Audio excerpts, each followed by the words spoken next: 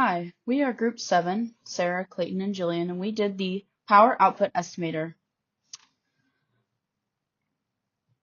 The first thing we did was import all the libraries just to make sure that once we start coding, and it'll obviously keep transferring through the entire code. As well, we started with reading the data file. Importing these files went well without any issues. And what we did in the same cell was to import the first 5 data points with the different descriptors over different attributes. The values we imported and are all important to the power plant structure would be AT, V, AP, RH, and PE, with the values shown for each of these being the total count, mean, standard deviation, minimum, 25%, 50%, 75%, and the max. And our next area was the pair plot of our original data. From creating the pair plots for each of these values, you can see that many of these have some correlation. And of course, following, we have the correlation heat map. The next thing we did was adding the standard deviation of each input to our data set. To standardize all of the data in the set, we had to abstract the data for each of these values by the mean of these values divided by the data standard deviation. And within the same coding cell, we decided to equate some values for our training and test cells in order to get our X and Y values to make our graph. Following that was random shuffling. In this cell, we assigned a few functions to values and put them into a randomization function. And then we divided our data in a set in order to create the training and test set in a 66% to a 33% set. Then afterwards, we created the theta value for our future prediction values. And then we printed out our values in order to get X and Y test/training set values. For our next section, for vectorization, transposing, and stacking a row of ones vertically to the X train and X test.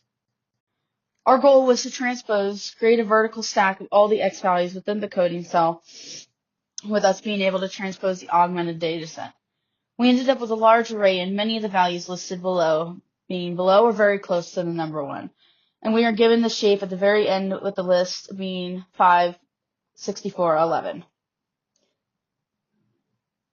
Next was establishing our model with gradient descent. With this coding cell, we ended up defining our iterations within and then developed our linear equation for the prediction line of our model to represent our data. We had to include our theta value as well inside the equation. Next was our training set graph. We developed a training scatter plot to test our prediction algorithm model using actual values on the x-axis and predicted values on the y-axis. And from the output, we can see the line of prediction is very accurate in relation to the data. This makes sense because the data set relationship is highly linear when thinking about environmental variables affecting power output. This training set prepares us to go ahead and run a test set. The training plot tells us how well the model learned. Following, we created the test plot, which tells us how well our model generalizes. As well as the training plot, the line of prediction is very accurate in relation to the data. The plots are tight around the line, suggesting our model is highly accurate. Both of our plots are balanced and reliable. This leads us into computing our line plot. My name is Jillian Stone. I'll be discussing the next few lines of code. This is our line plot, where we have the gradient values versus iterations. This tells us how much our model is still learning over time. In the beginning, we see it having bigger gradients, then exponentially begin to drop to smaller gradient values with tiny adjustments, eventually converging to 0. This is perfect and what we want to see. Our model is proving convergence, meaning our model is reaching the optimal solution. Next, we're going to discuss the quality of our model by comparing the root mean square error. The root mean square error is equal to the square root of 1 over m summation of y actual minus y predicted squared. Now, to assess the quality of our training and test model, we're going to compare both the RMSE values. So, for our training model, we got 4.513 for our root mean square error and 4.646 for the root mean square error from our test value.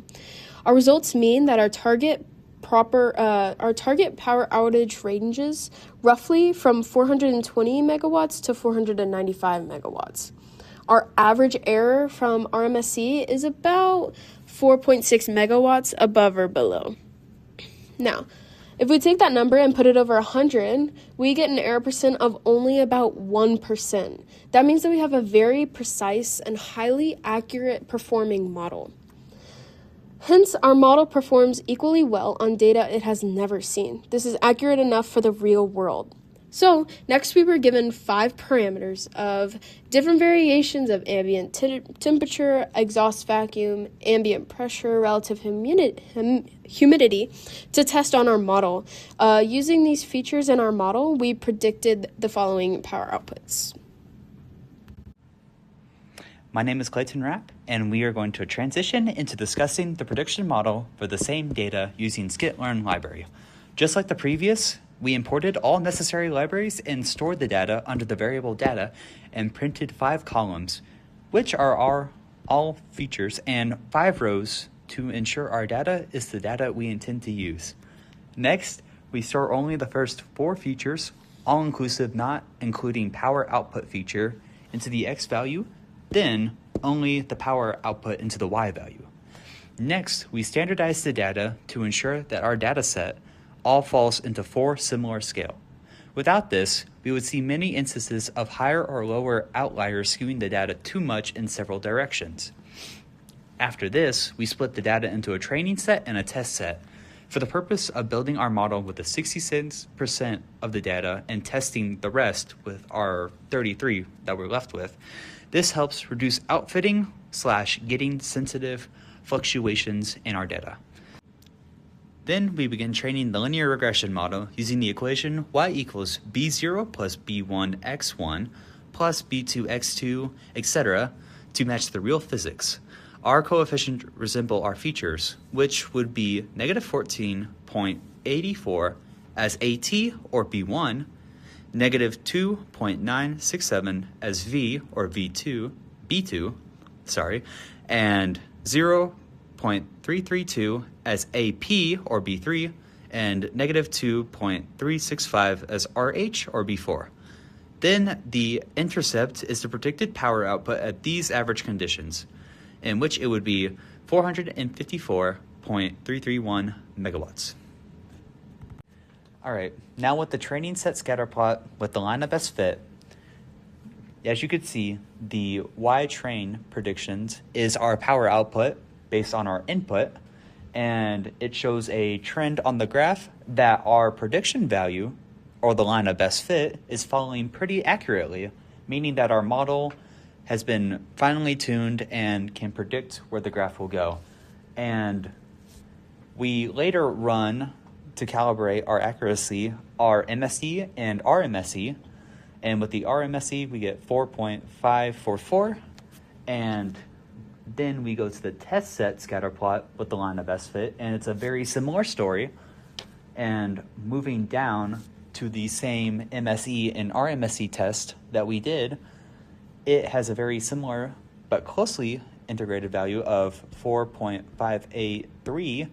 And as you will recall from a graph previously up, that we have a 4.646 RMSE line plot value, which is very accurate. And in regards to the work that each of us were in charge with, we split our workload evenly between the 3 of us, not sticking to any designated roles. Thank you so much for watching our presentation, and hope you have a good rest of your day.